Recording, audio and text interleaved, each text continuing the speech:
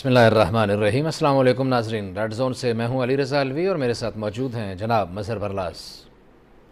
ख़वातीन हज़रात, आपकी खिदमत में सलाम। हस्ब साबक हस्ब रवायत अपने प्यारे वतन पाकिस्तान के लिए दुआ। अल्लाह ताला हमारे प्यारे पाकिस्तान को सलामत रखे, इस वतन में हर कोई तरक्की करे, यहाँ हर आंगन में खुशहाली हो। अली रज़ा अलवी साहब, क्या खबरें? जी नाज़रीन और मज़हर बरलास साहब, जैसा कि आप जानते हैं वज़ीर आज़म पाकिस्तान जनाब इमरान खान शंघाई ताउन तंजीम के इजलास में शिरकत के लिए ताजिकिस्तान गए हुए हैं, दोशंबे में हैं।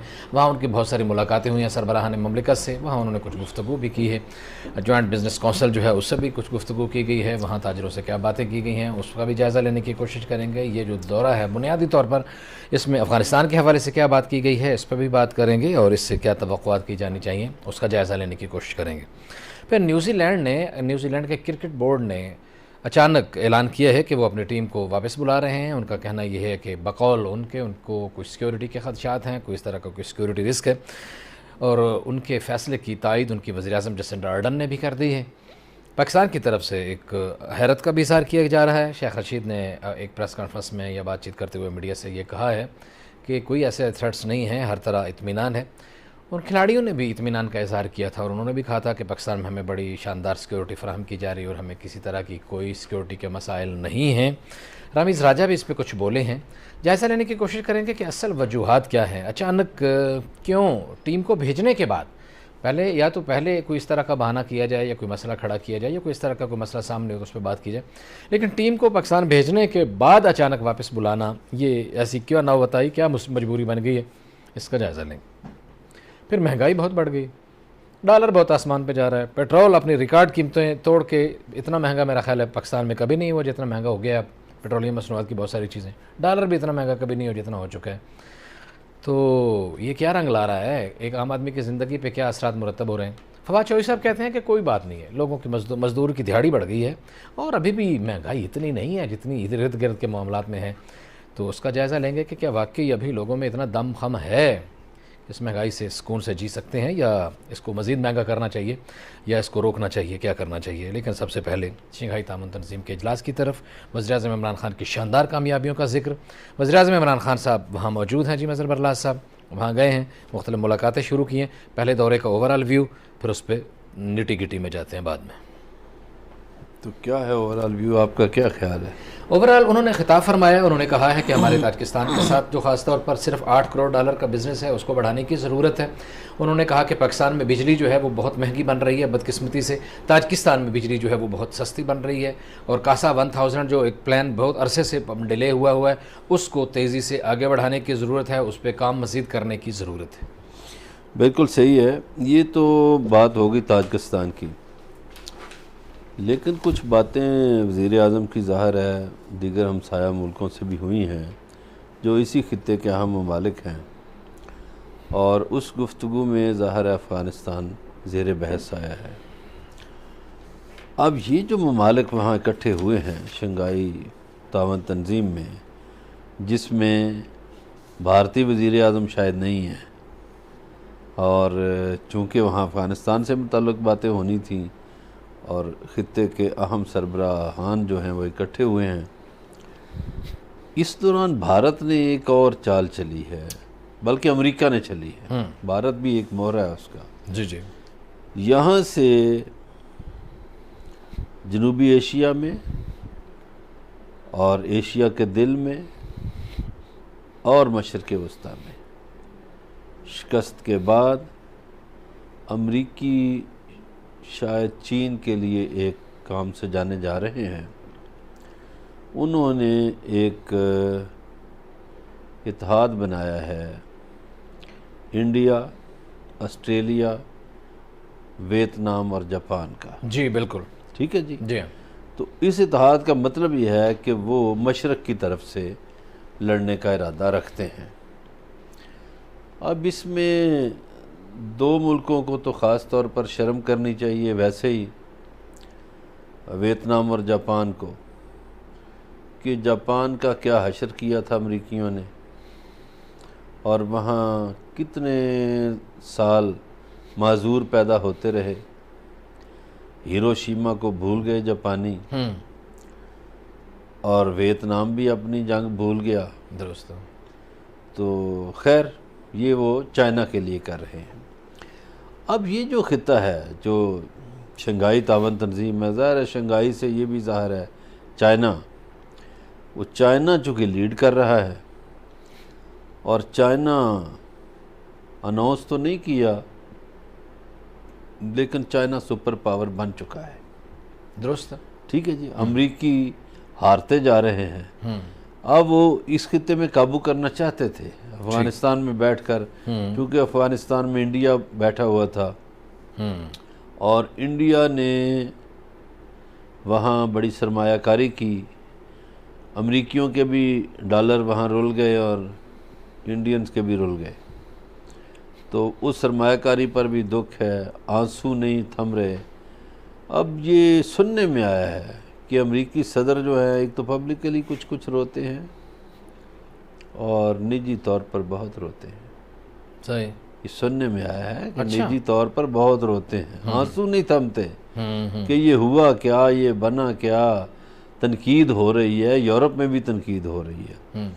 शंघाई तावन तंजीम जो है वो तो खित्ते में ममालिक को एक दूसरे के करीब करती है। आप देखिए कि हमारे वज़ीर आज़म की ईरानी सदर से भी मुलाकात हुई जी, खित्ते के दूसरे सरबराहान से भी। हाँ जी। और ये जो ताजिकिस्तान से अगर ये बातें हुई हैं, ये जो जैसे आपने फरमाया जी, बिजली के हवाले से और दूसरे ट्रेड के हवाले से, हाँ जी,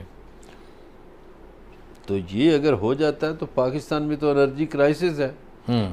हमारे लिए तो बड़ी अच्छी बात है कि एनर्जी क्राइसिस दूर हो, लेकिन एक तजवीज़ हम वैसे दे रहे हैं हुकूमत पाकिस्तान को कि यूरोप में और चीन में, जिसके जो शंघाई तावन तंजीम में बड़ा अहम मुल्क है, वहाँ मार्केटें शाम 5:30-6 बजे बंद हो जाती हैं। चीन में भी बंद हो जाती हैं, यूरोप में भी। इन मार्केटों के बंद होने का अलवी साहब फ़ायदा ये है कि आपकी एनर्जी बहुत बच जाती है, बहुत ज़्यादा बच जाती है। ठीक है, उसका एक हल है। तो अगर ये हुकूमत इस तरह का फ़ैसला कोई कर दे तो अगले महीने एनर्जी क्राइसिस ख़त्म हो जाएगा। अच्छा, ये बारहा ये मुतालिबा, ये एक तजवीज़ है ना, मुतालबा क्या हमारा इसमें आपका या मेरा कुछ ज़ाती मामला थोड़ा, लेकिन ये तजवीज़ हम बारहा ये पेश कर चुके हैं कि आप इसको कोरोना के, ठीक है अभी कोरोना मेयर्स के हवाले से उसकी आप आड़ में कभी कुछ करते हैं। हाँ ये चले, मैं ज़रा मुनासिब लफ्ज़ कह रहा था, ज़रा नर्म लफ्ज़ की कोशिश कर रहा कि उसकी आड़ में, आपके लफ्ज़ के मुताबिक कि आप उसकी आड़ में बंद कर रहे हैं, कभी किसी टाइम कभी किसी टाइम। आप एक डिसीजन कर लें, आप एक फ़ैसला कर लें कि इस कौम ने फ़लाँ तारीख से भाई इतने बजे सुबह उठ के मार्केट खोलनी है, दिन को 12 बजे जाके ना खोलो ना भाई, ये 10-11 बजे 12 बजे जाके आके मलते मलते जाके शटर उठाया, सफाई की और दुकान पे बैठ गया और रात को 12 बजे तक बैठने।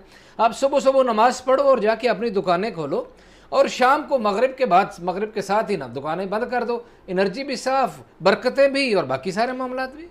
अलवी साहब मैं भी आपको एक तजवीज़ दूंगा जी कि कल परसों किसी दिन आप प्रोग्राम में बेशक टेलीफोन पे ज़हमत दें, वो बलोच साहब जो हैं, जो ताजर इत्तेहाद के हैं। जी जी जी जी, ठीक है ठीक है, अजमल बलोच, अजमल बलोच साहब, समझ गए जी। अजमल बलोच साहब को, अजमल बलोच साहब ने ये खुद कहा मुझे, कहने लगे ये जल्दी दुकानें बंद करने का इतना फ़ायदा हुआ है कि हम ताजरों की ज़िंदगी वापस आ गई है। हम शाम का खाना अपने बच्चों में जाके खाते हैं, ऐसे ही है, और बड़े टाइम से सोते हैं और हमारी सेहत बेहतर हो और गई है। जिसने शॉपिंग करने के लिए जाना है टाइम पर जाए। आपने अजमल बलोच साहब का नाम लिया तो आज एक बड़ी अच्छी खबर है, खुशी की खबर है। वो इस्लामाबाद के बहुत बड़े रूह रमा और इस्लामाबाद की सफाई सुथराई और इस सारे मामलात को, इसको खूबसूरत बनाने की एक तंजीम से वाबस्ता CDA की यूनियन से जनाब चौधरी यासीन साहब का ग्रुप जो है वो इलेक्शन जीत गए हैं, ये रेड जोन से।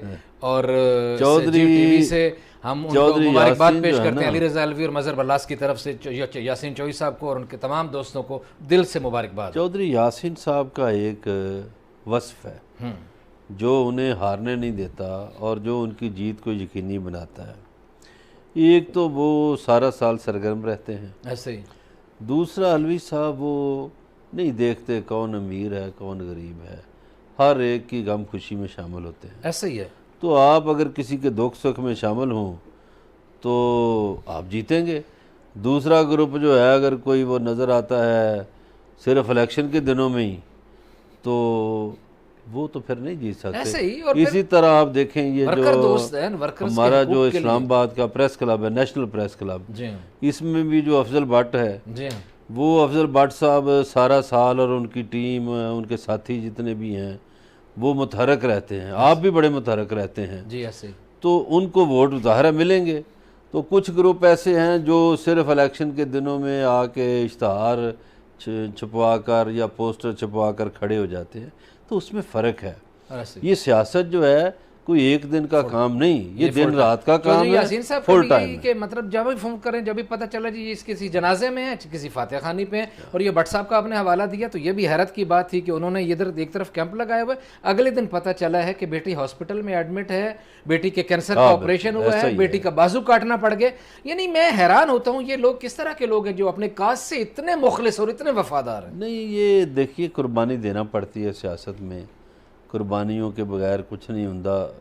तहरीकां चलदियां ने, अली रज़ा अलवी साहब सिर लोगों दे पाटदे ने, क्या बात, जाना पैंदा है। आपको भी डंडे लगे थे, याद है वो इलेक्शन कमीशन के सामने। घर में बैठ के तो तहरीकें नहीं चल सकती, और कोई कहे मैं घर में बैठ के और जब इलेक्शन हूँ तो उस वक्त अपनी तस्वीर निकाल के आ जाऊँ। इसी तरह ये जो ममालिक इकट्ठे हुए हैं शंघाई में, ये जो सारे, इनमें बड़े बड़े लीडर हैं। आप देखें जो इन ममालिक में शिपिंग है, अभी ये जो ईरान के नए सदर बने हैं, कितने वोट लेकर आए हैं। इसी तरह इमरान खान वोट लेकर आए हैं, बड़ी स्ट्रगल उन्होंने की है। और इसी तरह जो प्यूटन है, वो बड़ी स्ट्रगल है उनकी, और बड़ी कामयाबी से उन्होंने एक मुर्दा रूस को ज़िंदा किया। ऐसे ही। अच्छा मज़हर बल्ला साहब, ये जो इजलास बिजनेस फोरम पाकिस्तान और ताजिकिस्तान में जो है तिजारत बढ़ाने के लिए काम तो कर रहे हैं, उसमें ये भी नाज़रीन को पता होना चाहिए, आप तो जानते हैं कि 67 पाकिस्तानी और 150 ताजिक कंपनियां इसमें शरीक हैं। चमड़े की सनत से, केमिकल की सनत से, ये अद्वियात की सनत, मुख्तलिफ सनतों से वाबस्ता बहुत सारे लोग, और वज़ीर-ए-आज़म के साथ 67 कंपनियों के लोग हैं। वज़ीर-ए-आज़म पाकिस्तान जनाब इमरान खान ने वहाँ इस बात भी की है कि मैं ये लोग लाया हूँ, और हम ये चाहते हैं कि हमारा जॉइंट वेंचर बढ़े ताजिकिस्तान के साथ और पाकिस्तान के साथ, और बिज़नेस का हजम जो है हर सूरत में इसको बढ़ना चाहिए। बिल्कुल सही है अलवी साहब, आपकी बात दुरुस्त है। ये तो हैं वज़ीर आज़म के साथ गए हुए लोग और वज़ीर तजारत, इनका तज़किरा तो बहुत हो रहा है मीडिया पे। एक ऐसा कन्वेंशन हो रहा है, कॉन्फ्रेंस हो रही है बिज़नेस की, जिसका पाकिस्तानी मीडिया में तज़किरा नहीं है। वो न्यामे में हो रहा है, नाइजर के दारुल हुकूमत में हो रहा है। पाकिस्तान से जो मजहबी अमूर के वज़ीर हैं, पीर नूरुल हक कादरी, वो वहाँ गए हैं। कल नाइजर के सदर ने पाकिस्तान नाइजर बिज़नेस फोरम का इफ्तिताई इजलास था, गुड, उसकी ओपनिंग की, और अफ्रीकी मुल्कों में पाकिस्तान की ट्रेड बढ़ाने की एक इब्तदा रख दी। और ये वहाँ से अहमद अली सरोई साहब एम्बेसडर हैं। हाँ, वो गरीब आदमी, वो ठीक है, वो दरवेश आदमी वहाँ सफीर है। और ये अच्छा, इनकी भी बड़ी फॉलोइंग है ना, नूरुल हक कादरी साहब की भी, और अफ्रीकी ममालिक में बड़ी फॉलोइंग है, लोग इनको बड़ी तो ये भी एक खुशी की खबर है। यानी दो खबरें हो गई हैं कि इससे पाकिस्तान की इक़्तिसादियात में बेहतरी आएगी। सही। अच्छा जी, अफगानिस्तान के हवाले से भी बात थोड़ी सी हो जाए, जो इस कॉन्फ्रेंस में हुई। वज़ीर आज़म ने कहा कि 40 साल के बाद अफगानिस्तान में जंग के ख़ात्मे का मौका मिला है, कुछ नई अपॉर्चुनिटीज़ पैदा हुई हैं, नई सूरत हाल पैदा हुई है, तो दुनिया को इस नई सूरत हाल का इदराक करना चाहिए। बिल्कुल इदराक करना चाहिए, दुनिया को अफगानिस्तान की मदद करनी चाहिए।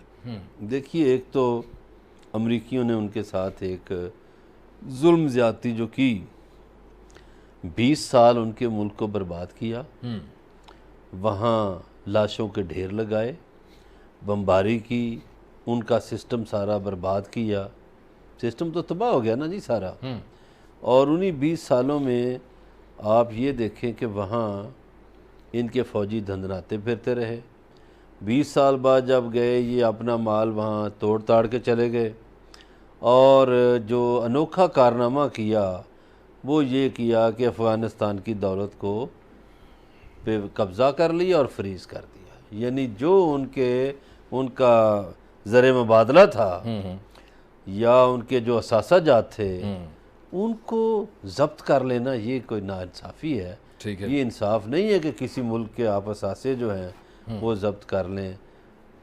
असासों के हवाले से तो पाकिस्तान को भी बड़ी धमकियाँ दी जाती रहीं दुनिया में मुख्तलिफ मौक़िया पे। ये जो जितने इदारे हैं, ये IMF है, वर्ल्ड बैंक है, ये FATF है, कि जी वो अपना ईरान को अपने एटमी जो प्रोग्राम हैं वो जाहिर करें। चलें, आपने ईरान की बात की है तो ईरान का तस्करा कर लेते हैं। जैसे पहले बात हुई ईरान के सदर के पहला खैर मुल्की दौरा है सरकारी तौर पे, सदर इब्राहिम रईसी, उन्होंने जब वज़ीर आज़म इमरान खान से मुलाकात की तो इस मौके पर वज़ीर आज़म इमरान खान ने मकबूजा कश्मीर में इंसानी हकूक़ की पामालियों पर ईरान का मौक़िफ़ जो है उसका एतराफ़ किया और उस पर शुक्रिया अदा किया। उन्होंने कहा कि मकबूजा कश्मीर में जो जुल्म व ज़्यादती होती है, इंसानी हकूक़ की पामाली होती है, इसके ऊपर ईरान का जो स्टैंस है वो पाकिस्तान के लिए तक़वियत का बायस बनता है हमेशा। अलवी साहब, अगर तमाम मुसलमान ममालिक इस पे खड़े हो जाए, सिर्फ एक दिन, दूसरे दिन कश्मीर आज़ाद हो जाएगा। सिर्फ एक दिन मौक़िफ़ अपना लें, बंद कर दें इंडिया के साथ ट्रेड, ये हमारे जो अरब करते फिरते हैं। एक दिन कहें कि नहीं हमारी ट्रेड बंद है उस वक़्त तक जब तक कश्मीर में सूरत हाल दुरुस्त नहीं होती, कश्मीर की आज़ादी से हम वाबस्ता करते हैं ट्रेड को। इसी तरह इसराइल के साथ करें तो ये मसले फ़लस्तीन का मसला भी हल हो जाएगा, कश्मीर का भी हल हो जाएगा। ये बिल्कुल सही बात है जी। जो मुसलमानों के बहुत सारे मसाइल हैं, दुनिया भर में मुसलमान जो हैं वो तख्ता मश्क बने हुए हैं, निशान सितम बने हुए हैं, जुल्म सितम बर्दाश्त किए चले जा रहे हैं।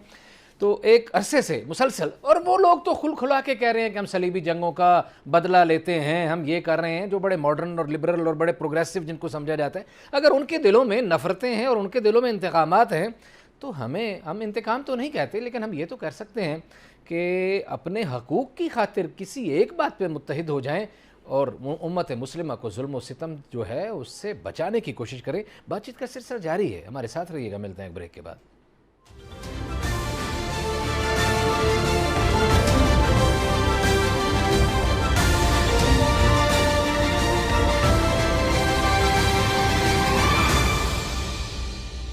वेलकम बैक नाज़रीन। ब्रेक पे जाने से पहले बात हो रही थी शंघाई ताउन तंजीम कॉन्फ्रेंस के इजलास की। अगली खबर की तरफ बढ़ना है। क्रिकेट के शायकीन के लिए आज एक मायूस कुन खबर आई कि अचानक न्यूजीलैंड की टीम ने वापस जाने का फ़ैसला कर लिया। न्यूजीलैंड क्रिकेट बोर्ड ने अचानक ये कहा कि हम अपनी टीम को वापस बुला रहे हैं और उनकी वज़ीर आज़म जसिंडा आर्डर्न ने भी उनकी तायद की उस फैसले की और उन्होंने कहा कि ये जो भी मामला हो, मुझे दुख है, मुझे तकलीफ़ है। मैं इस बात को समझती हूँ कि अगर क्रिकेट के शायकीन इस सारे फ़ैसले से कितने परेशान होंगे, क्रिकेट ना होगी तो वो कितने इसके क्या असरात होंगे। लेकिन बहरहाल उन्होंने कहा कि मुझे अपनी टीम की ज़िंदगियों से जो है सरोकार है, मुझे उनकी ज़िंदगियों का मामला है। लेकिन दूसरी तरफ आज पाकिस्तान में जनाब वज़ीर दाखिला शेख रशीद अहमद साहब ने मीडिया से गुफ्तगू की।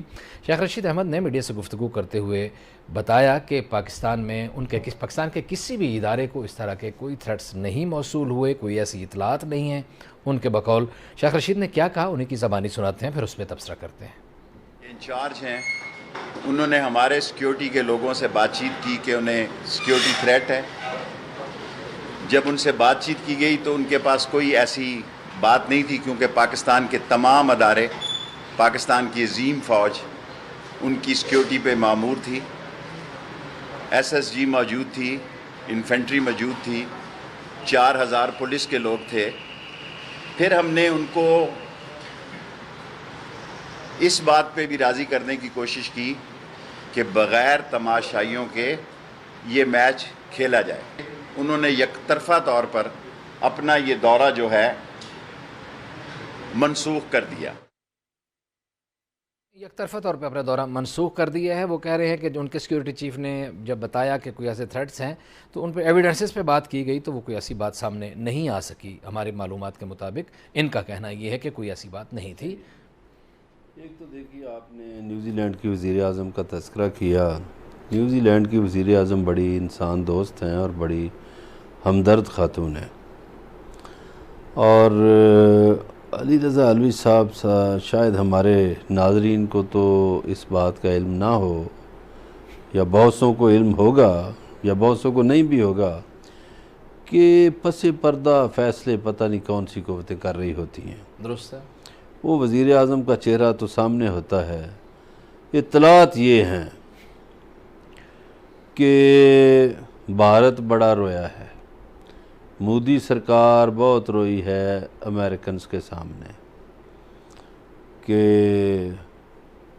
आप तो डूबे ही थे, आप तो फिर भी चलो खड़े हैं, निकल गए, हम तो मारे गए, खित्ते में तन्हा भी रह गए, पाकिस्तान में बहुत से ममालिक के लोग जा भी रहे हैं, पाकिस्तान का शुक्रिया भी अदा कर रहे हैं, अक़वाम मुत्तहिदा भी कह रही है पाकिस्तान, और दुनिया के अक्सर ममालिक कह रहे हैं जी पाकिस्तान जिंदाबाद।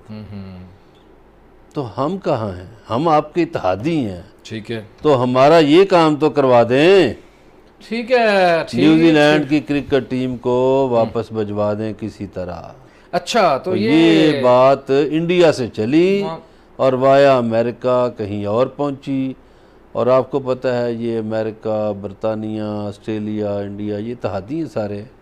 वरना आप बरतानिया का किरदार देख लेना कि इंडिया में कोरोना ज़्यादा है, वो उनकी रेड लिस्ट में नहीं है, पाकिस्तान में कम है और वो रेड लिस्ट में। लेकिन मज़हर बल्ला साहब, आपको ताज़ा तरीन खबर ये बता दें और नाजरीन को भी कि ये आज की खबर ये है कि पाकिस्तान को रेड लिस्ट बरतानिया ने निकाल दिया है, और पाकिस्तान में मौजूद बरतानवी हाई कमिश्नर ने अपने ट्वीट के ज़रिए ये खुशखबरी दी है। चले, ये तो मैं बड़ी ये अच्छी खुशखबरी बात दे रहा हूँ कि पाकिस्तान को रेड लिस्ट से निकाल दिया गया है। लेकिन हम बात कर रहे थे न्यूजीलैंड की, न्यूजीलैंड की सिक्योरिटी के हवाले से। मैं समझता हूँ कि ये उन्होंने जो अपने मुल्क के हवाले से फ़ैसला किया, ठीक है, उनके ज़्यादा खिलाड़ी अजीज़ हैं उनको, और हमारा जो हमारी सिक्योरिटी के इदारे हैं, शेख साहब भी दुरुस्त बात कर रहे हैं कि हमने उन्हें बहुत तहफ़्फ़ुज़ दे रखा था, मेरे और आपके रास्ते में ही है ये होटल जिधर वो ठहरे थे, ऐसा ही, तो वो चारों तरफ से तो बंद था, कोई शक नहीं, ठीक है, बहुत और अफवाज पाकिस्तान के अजीम सपूत जो हैं वो तहफ़्फ़ुज़ दे रहे थे, तैनात तो। लेकिन एक बात ये है मज़हर बल्ला साहब, एक सच्चाई ये है, ये हमारी ख्वाहिश है, हम क्रिकेट के फ़ैन हैं, हम चाहते थे वो खेलते, एक अच्छा था पाकिस्तान में, एक अच्छा एटमॉस्फेयर था, 18 वर्ष बाद आए थे और वो खेलते तो अच्छा होता, प्रमोट होती क्रिकेट। लेकिन कोई भी मुल्क किसी दूसरे मुल्क को बाउंड नहीं कर सकता, ये मोहब्बतों की बातें हैं नहीं। लेकिन एक बात है कि ये बात उनको दौरे से पहले सोचनी चाहिए थी। इसमें ना वज़ीर आज़म का कसूर है न्यूजीलैंड का, ना हमारी जो वज़ीर दाखिला उनका कोई कसूर है। ठीक है, असल में ये जो ऑफिशियल है ना लोग होते हैं, चलें उनके मसले हैं, लेकिन मैं ये आपको सुनाना चाहता हूँ कि न्यूजीलैंड की क्रिकेट टीम के कैप्टन ने पाकिस्तान में यहाँ अपनी मौजूदगी के दौरान कल क्या गुफ्तगू की थी, सिक्योरिटी से वो कितने मुतमईन थे, उन्हीं की ज़बानी सुनाते हैं, फिर तबसरा करते हैं। Really enjoying our time in Pakistan so far. We've been, treated really well, and we feel, reasonably safe here. The New Zealand Cricket and our Players Association have, all the protocols in place to keep us safe, and we certainly feel that way here. So, we're as I said, we're enjoying our time so far, and we're just looking forward to getting stuck into the cricket. As you said, it's been 18 years since New Zealand last toured here, so it's a bit of a जी पूरी गुफ्तगू में मजमूई तौर पर वो खुश हैं, आप देखें ना, वो कह रहे हैं हम एंजॉय कर रहे हैं। हाँ, वो एंजॉय कर रहे हैं। और ये जो मैंने आपको बात बताई है ना नाजरीन को, कि इत्तला है कि इंडिया ने अपने आकाओं से रब्ता किया, उन्होंने कहा जी बादशाहो अब क्रिकेट भी पाकिस्तान में हो रही है, सलामियाँ भी पाकिस्तान को मिल रही हैं, तो हमारे हिस्से में क्या आया, हमारा ये काम तो करवा दे। तो ये अचानक इसलिए हुआ है ऐसे। अच्छा, वज़ीर-ए-आज़म पाकिस्तान जनाब इमरान खान ने भी अपनी हम मनसब से गुफ्तगू की, उन्हें भी बताया और उन्हें सिक्योरिटी के हवाले से जो इक़दामात किए गए थे उस हवाले से भी सारी गुफ्तगू की। लेकिन बहरहाल इतलात ये हैं कि उन्होंने उस बात को तस्लीम नहीं किया, उन्होंने नहीं माना और उन्होंने कहा कि बहरहाल ये। अच्छा, ये बात मैं क्यों कह रहा हूँ, मैं और बात बताऊँ आपको, फरमाइए। बरतानिया की ख़वातीन की टीम पाकिस्तान आ रही थी, इसके बाद बरतानिया वालों ने कहा ये गाठजोड़ कहीं और हुआ है ना, अभी बरतानिया वालों ने ये कहा कि हम भी गौर कर रहे हैं कि हमारी टीम को दौरा करना चाहिए या नहीं करना चाहिए, यानी उन्होंने बहानेबाजी की इब्तदा कर दी है। हाँ जी, ठीक है, वो बिल्कुल ऐसे ही है। ये बरतानिया पे भी इसके असरात तो यकीनी तौर पर पड़े। अब अमेरिकन इत्तेहादी या जो इंडिया के साथ मिले हुए हैं ममालिक, वो पाकिस्तान को टारगेट करना चाहते हैं, इसलिए वो ऐसी बातें कर रहे हैं। चलें ये सियासी बातें छोड़ें जी, दिलचस्पी की बात करें। आप भी क्रिकेट बड़ी शौक से देखते हैं, मुझे पता है, जब मैच लगा वो सारे काम छोड़ के आप टीवी के आगे बैठे होते हैं। To being a cricket fan जो है वो आपके दिल पे इस दौरे से क्या गुजरे, जो मुलतवी होने से, ये सारी सीरीज़ ख़त्म होने से बड़ी खुशियाँ का इम्कान था यार कि इंटरनेशनल क्रिकेट बहाल हो रही है। ना आप परेशान हैं ना मैं हूँ, हमारे दोनों के घरों में परेशानी क्या है, वो कमैल परेशान है और उधर अमार परेशान है ऐसे कि क्रिकेट नहीं हो रही। ऐसे इन्होंने मैच ज़्यादा देखने होते हैं। हाँ, हमें किधर इतना टाइम मिलता है जी, हमें तो ये सियासी बातें नहीं छोड़ती, माशी सियासी और काम और मसरूफियत ये नहीं छोड़ती। लेकिन असल बात ये है कि क्रिकेट के जो शौकीन हैं उनके दिल तो टूटे हैं ना। ऐसे उन्होंने तो टिकटें भी ले रखी होंगी और भी इंतजामात, या टीवी पर देखने के इंतजामात कर रहे होंगे। और हमारे मुल्क के लोग तो बड़े जिंदा दिल हैं। इन्होंने तो बड़ी बड़ी स्क्रीनें लगा के चौकों पे और होटलों पे बंदोबस्त करना था कि मैच देखना है जी, वनडे देखना है, T20 देखना है, फलां मैच देखना है। तो हमारे यहाँ तो एक रिवाज है, हमारे यहाँ तो क्रिकेट मैच नहीं होता, क्रिकेट मेला होता है। क्या बात है, क्रिकेट एक पूरा त्यौहार के तौर पर मनाया जाता है। क्रिकेट का मैच नहीं होता है, क्रिकेट मेला होता है। लेकिन बदकिस्मती ये है कि कहीं ना कहीं से जो तारें मिली हुई थी या तारें हिली थी या जो भी मसाइल हैं, और वैसे आपको लगता है कि आने वाले दिनों में ये चीज़ें सामने शायद आ जाएं, कोई न्यूजीलैंड की तरफ से आ जाएं, या असल वजह क्या थी? अभी तो उन्होंने सिर्फ खामोशी से ये बात की कि हमारे लोगों को खदशा था, उनकी जान के ख़तरात थे, हम इसलिए वापस बुला रहे हैं। असल कोई मसला कोई इस तरह का ज़ाहिर है कोई ना कोई वजह तो होगी। देखिए न्यूजीलैंड हमारा एक अच्छा और दोस्त मुल्क था, उसने 18 वर्ष के बाद अगर ये फैसला किया है तो कुछ ना कुछ तो होगा जिसकी पर्दादारी है। देखिए बहुत सी चीज़ें मैंने पहले अर्ज़ कर दिया गुफ्तगू के आगाज़ में जी कि पसे पर्दा बहुत कुछ हो रहा होता है, वो सामने नहीं आता, सामने और होता है, पसे पर्दा और होता है। सही है जी मज़हर बरलास साहब, बहरहाल इस पूरे सेगमेंट में इस बात पे जोर देने पे मुसर रहे हैं कि हैं कवाकिब कुछ नज़र आते हैं, कुछ देते हैं धोखा, ये बाजी घर खुला। हमारे साथ रहिएगा, मिलते हैं ब्रेक के बाद।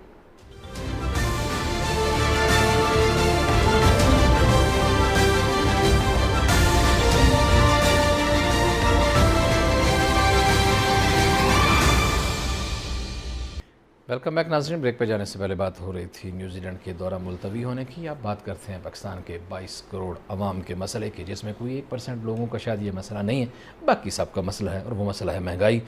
पेट्रोल जो है बहुत महंगा हो गया, 5 रुपये फ़ी लीटर एक वक्त बढ़ गया, और भी डीज़ल भी इसी तरह, बाकी चीज़ें भी इसी तरह, पेट्रोलियम मसनूआत की तमाम चीज़ों में इजाफा हो गया। डॉलर उड़ान भरता भरता वहाँ पहुँच गए जहाँ अभी पकड़ाई नहीं दे रहा। किसी ज़माने में जब वज़ीर-ए-आज़म इमरान खान वज़ीर-ए-आज़म नहीं थे और वो पाकिस्तान को बेहतरीन अंदाज़ में चलाने के लिए, पाकिस्तान को बेहतर बनाने के लिए मेहनत कर रहे थे, शाबाना रोज़ मेहनत कर रहे थे, और वो ये चाह रहे थे कि पाकिस्तान को बेहतर बनाया जाए। जब वो ये चाह रहे थे कि पाकिस्तान के अवाम को दुखों से निजात दिलाई जाए, वही अवाम जो उस वक्त भी महंगाई का रोना रो रहे थे, महंगाई के हाथों ज़िबा हो रहे थे, उससे पहले क्योंकि वो पाकिस्तानी अवाम सुना करते थे कि नवाज़ शरीफ जो है बेनज़ीर दौर की महंगाई के हवाले से क्या बात करते हैं, बेनज़ीर जो है वो नवाज़ शरीफ दौर की महंगाई के हवाले से क्या बातें करते हैं। उन लोगों का दुख बांटने के लिए वज़ीर-ए-आज़म इमरान खान ने अपने आप को पेश किया सियासत के मैदान में, और वो महंगाई के हवाले से क्या कहा करते थे उन्हीं की ज़बानी सुनाते हैं, फिर उस पर तबसरा करते हैं। पिछले 10 साल में 6,000 से 27,000 अरब पे कर्जा चढ़ा है। रुपया 10 साल पहले 60 रुपए डॉलर था, आज 125 रुपए डॉलर है, यानी कि 10 साल में जो अवाम की दौलत आधी हो गई। सबसे पहले तो आपको एक बुरी खबर देता हूं। आज मैं अभी जब इधर आ रहा था तो पता चला कि मार्केट में रुपया 130 रुपए पे डॉलर पे पहुंच गया। 20 रुपए गिरने में आप सब पे इस कौम के ऊपर 1,000 अरब रुपए के मजीद कर्जे चढ़ गए। रुपया जून 2013 में $1 100 रुपए का आता था, आज 2018 में $1 125 रुपए का पहुंच गया। यानी कि इसका मतलब कि अगर आपके बैंक के अंदर 2013 में 125 रुपया पड़ा था, आज सिर्फ 100 रुपया रह गया है, कौम गरीब हो गई है। जी मज़हर बरलास साहब, जनाब इमरान खान हमें बता रहे हैं कि 60 सालों में 125 पे पहुंच गया, 25 रुपये महंगा हो गया, और अभी वो फरमाते हैं इनके इक़्तिदार में आने के बाद 3 सालों में 125 या 30 से 70 पे पहुंच गया, 40 रुपये। गुजारिश ये है कि हम सब तनकीद करते हैं जमहूरियत के नाम पे डिक्टेटरशिप पर। जनरल मुशर्रफ के दौर को हम अच्छा कहें बुरा कहें वो एक अलहदा बहस है, लेकिन इस हवाले से जनरल मुशर्रफ के दौर में डॉलर 60 रुपये से ऊपर नहीं गया। जी ठीक है, ये मैं समझता हूँ उनकी बड़ी हिकमत थी, बड़ी कामयाबी थी। उसके बाद हमारे मुल्क में जमहूरी दौर शुरू होता है और डॉलर को पर लगते हैं पहले पीपल्स पार्टी के दौर में लगे, फिर नून लीग के दौर में 130 पे पहुंचा और अब इस करिश्माती दौर में 170-72 पे पहुंच गया है। मैं एक वाक़या आपको सुनाऊं और नाजरीन को कि मैं एक दिन इधर वज़ीर आज़म ऑफिस गया तो कोई मीटिंग चल रही थी, तो जो वेटिंग रूम है उसमें इमरान इस्माइल जो गवर्नर सिंध हैं वो और मैं बैठे थे कि स्टेट बैंक के गवर्नर आ गए, ये जो अभी रज़ा बाकर, ये चूँकि मिस्र की इकानमी तबाह करके आए थे तो डॉलर का उन दिनों भी बड़ा चक्कर था। तो मैंने इनसे एक सवाल किया कि रज़ा बाकर साहब आप ये बताएं आखिरी मिनट कि ये डॉलर किस हद तक बढ़ेगा और कम कब होगा और क्या तवक्कुआत हैं आपकी। तो उन्होंने कहा मुझे क्या पता। तो मैं बड़ा हैरान हुआ उनके जवाब पे कि मुझे क्या पता है, ये कोई जवाब नहीं है। अब जिस शख्स को आपने कुर्सी पे बिठाया है उसको पता ही नहीं है उसके काम का, तो क्यों बिठाया है। रही महंगाई, लोग देखिए लोगों से जीना छीन लिया है जी। लोग बमुश्किल ज़िंदगी गुजार रहे हैं, लोग सहक रहे हैं। जो 30 साल पहले 30 लाख लोगों को खाना नहीं मिलता था शाम का, आज वो करोड़ों में है जी। और ये जो पेट्रोल महंगा किया है, ये ओगरा किस लिए बनाई हुई है। ओगरा पे हम बड़े प्रोग्राम करते हैं, वो भाई क्या इसका यही काम है कि इतने रुपए बढ़ा दो पेट्रोल, इतने रुपए तेल बढ़ा दो, और कोई काम नहीं है। तनख्वाहें ये गवर्नमेंट से लेते हैं। तो इमरान खान की हुकूमत जो है वो अपोजिशन के पास और कोई इशू नहीं है, ख़ुद इशू दे रही है महंगाई का। अब भी वक्त है कि वज़ीर आज़म साहब इस पर तवज्जो दें और महंगाई को कंट्रोल करें, लोगों की ज़िंदगियों को आसान करें। लोगों की ज़िंदगियों में आसानी नहीं आएगी तो इनके ये दावे जो अभी आपने तकरीरें सुनाई हैं ये सब खाक थे, कुछ भी नहीं था, ये झूठ था, ये फ़रेब था। ज़ाहिर है कि अगर इंसान अपनी ज़बान पे कायम ना रह सके, अपने अल्फाज का पास ना कर सके, अपने अल्फाज की पासदारी ना कर सके, अल्फाज की पासदारी ही किरदार की इस्तिकामत की दलील होती है, इस्तिकामत का सबूत होता है। और अगर उन लफ्ज़ों को सिर्फ सियासी जलसों के अल्फाज कह दिए जाएँ तो फिर बहुत सारे सवालात उठते हैं, बहुत सारे ऐसे सवालात जिनका जिक्र यहाँ किया नहीं जा सकता। आज इतना ही, आपसे मुलाकात होगी कल। अपना ख्याल रखिएगा। अल्लाह नगहबान।